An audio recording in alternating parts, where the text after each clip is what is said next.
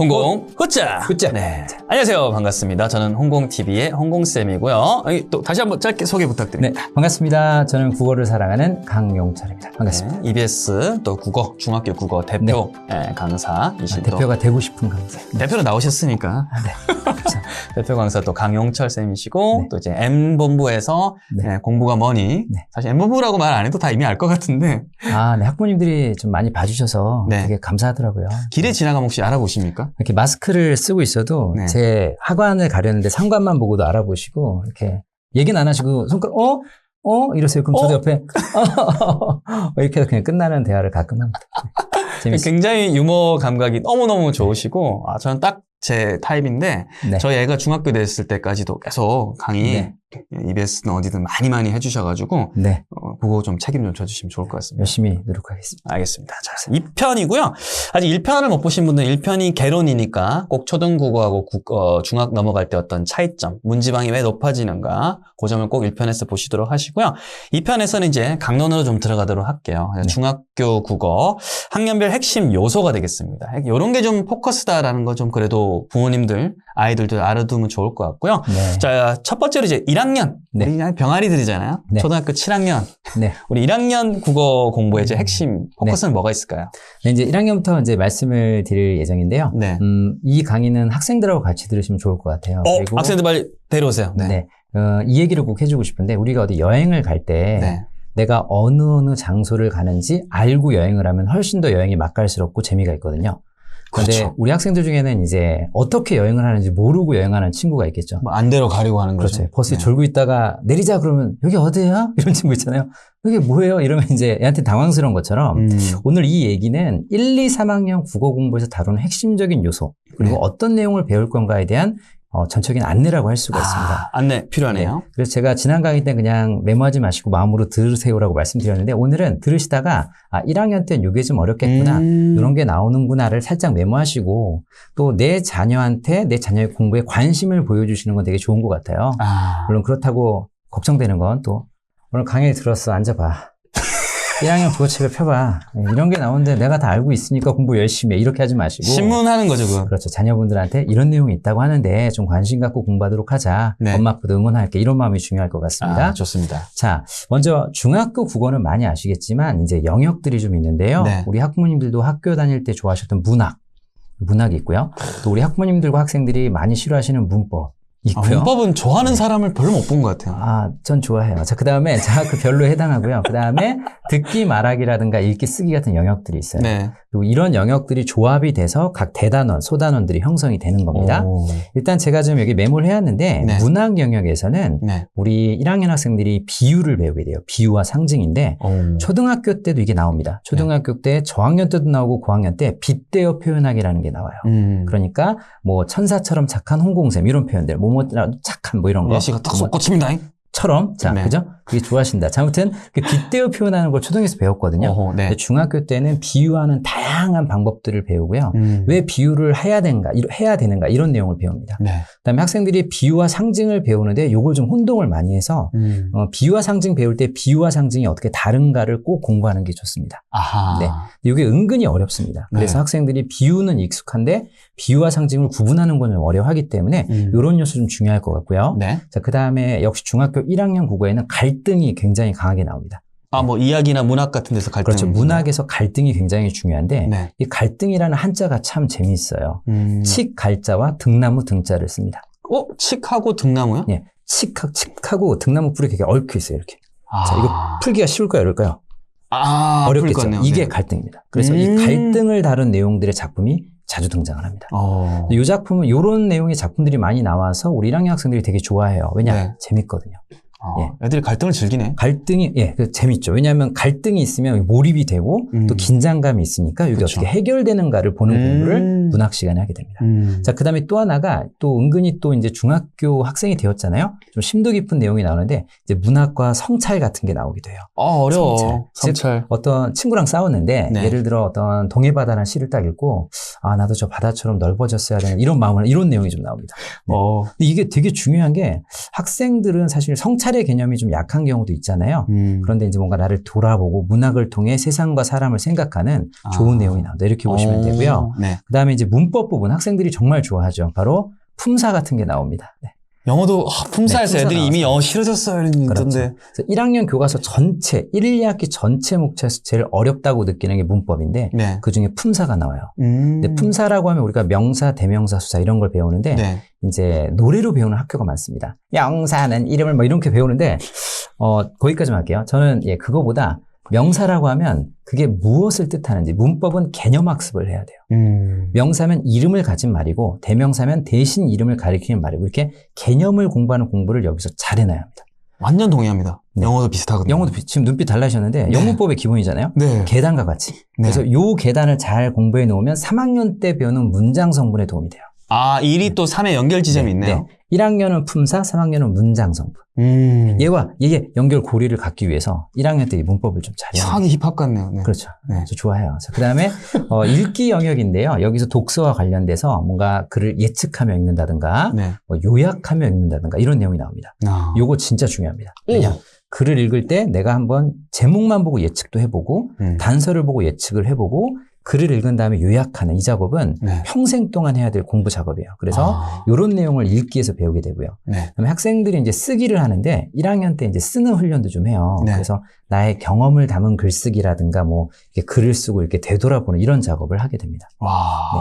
그다음 마지막 듣기 말하기에서 제일 중요한 건 전 이 단어는 꼭 강조하고 싶은데 배려하는 말하기.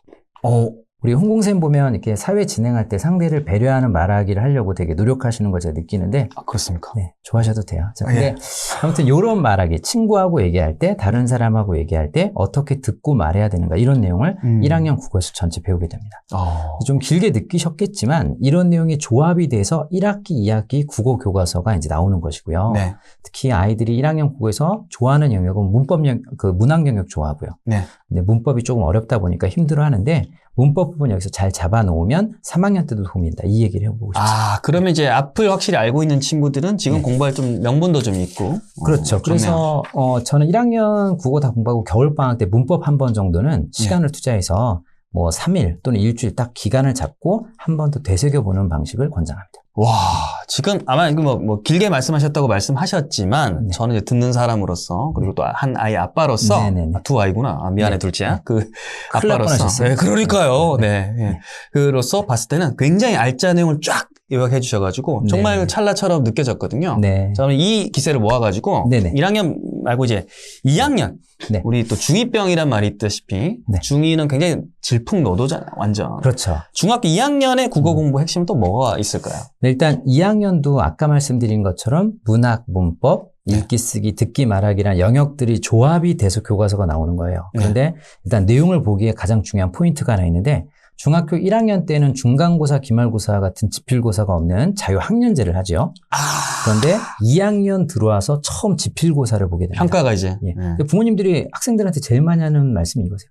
1학년 때는 점수도 안 나오고 뭐 등수가 없으니까 ABCD가 없으니까 다 그냥 이렇게 그래 그때는 국어 공부를 즐겼잖아. 근데 요번에 시험 보거든? 그럼 점수가 나와 얘야.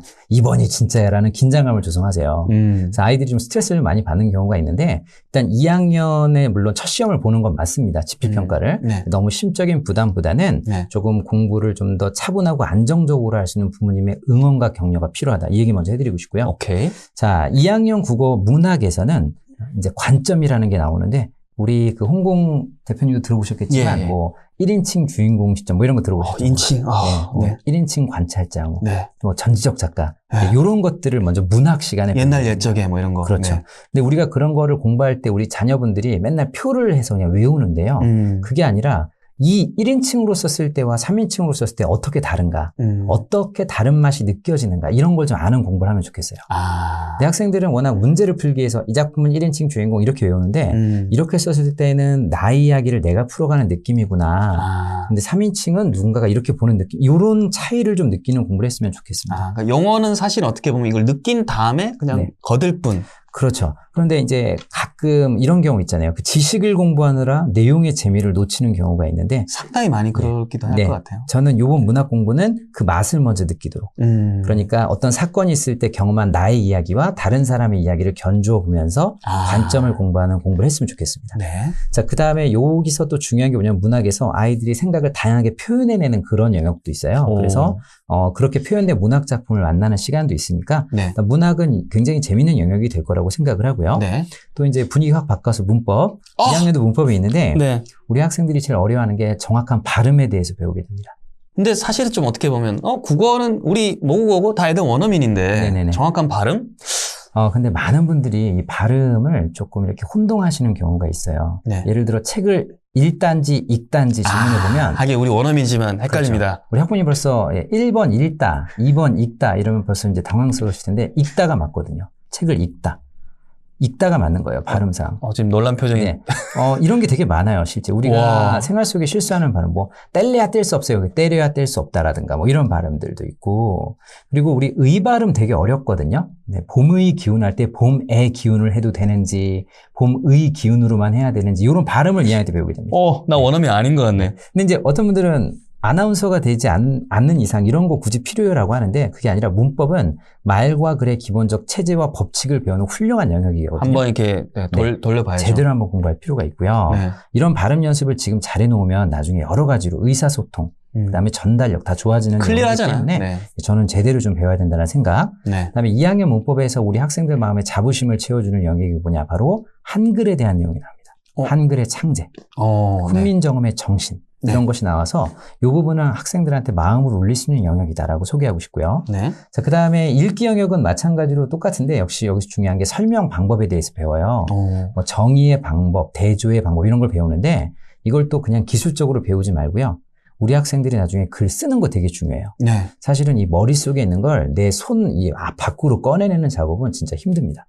근데 여기서 이런 공부, 읽기 공부할 때 설명 방법을 공부하면 나중에 내가 그걸 쓸 수가 있어요. 그렇기 때문에 읽기 영역에서 설명 방법이라든가 글을 쓰는 연습을 많이 이제 하는 공부를 또 읽기와 병행해서 하게 됩니다. 그래서 읽기와 쓰기가 물려 돌아가요. 네. 일단 이런 공부가 있다. 그래서 읽기에 대해서는 다양한 글을 읽지만 또 설명 방법이 사용된 글을 읽고 쓰기에서는 그걸 활용해서 쓴다. 이렇게 보시면 되겠고요. 또 2학년 국어에서는 고쳐쓰기를 참 많이 배우게 됩니다. 고쳐쓰기는 어떤 게 고쳐쓰기죠? 그러니까 글을 하나 쓰고 내가 잘못된 부분을 다시 수정해보고 고쳐보는 작업이죠. 첨삭 같은 그렇죠. 그런 첨삭이고 일단은 고쳐 쓰는 과정을 다양하게 경험해요. 단어를 바꿀 때, 문장을 바꿀 때, 아니면 문단의 순서를 바꿀 때 이런 과정을 2학년 때 이제 하게 되고요. 굉장히 어떻게 보면 다이내믹하네요. 네. 그렇죠. 굉장히 의미가 있고요. 네. 그 다음에 이제 듣기 말하기 우리 학생들이 제일 쉽게 생각하는데 이제 의미를 나누는 대화 같은 것들 역시 듣기 말하기는 지속적으로 의사소통을 향상할 수 있는 내용들이 1, 2, 3학년 전체에 걸쳐 나오게 됩니다. 그래서 2학년 공부가 진행된다. 이렇게 좀 소개해드렸어요. 사실은 저도 이제 사실 제가 좀 부끄럽긴 한데 국어교육 제가 복수 전공 했었거든요. 왜 부끄러워요? 자랑스럽죠.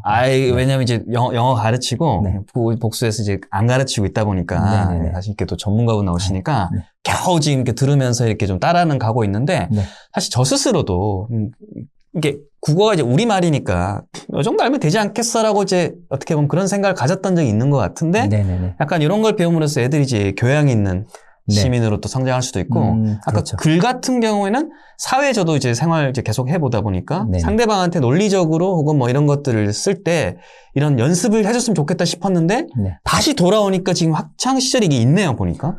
아주 중요한 지점인데요. 사실 우리가 알아야 될 지식들은 이미 우리가 배우는 학창시절 과정에 다 담겨 있습니다. 그러니까요. 그런데 우리가 그거를 시험을 보기 위한 내용으로 보다 보니까 좀 그냥 시험을 위한 공부를 한 것이죠.